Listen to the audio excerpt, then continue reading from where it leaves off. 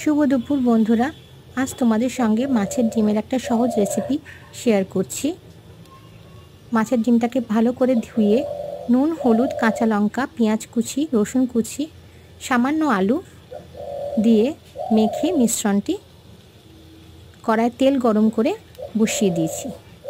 আমার কাছে ডিমের পরিমাণটা কম ছিল বলে একটু আলু দিয়েছি, এটা অপশনাল।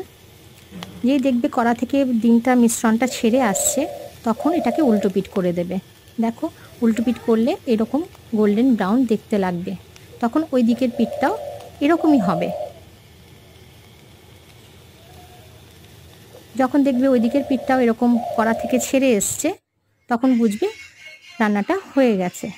যখন ফাইনালি প্লেটে আনবে কড়া থেকে বার করে, দেখো একটা কেকের মতন দেখতে হবে। এটি আমার খুব পছন্দের একটা রেসিপি, তাই তোমাদের সঙ্গে শেয়ার করলাম। কেমন হয়েছে লাইক কমেন্ট করে জানাবে।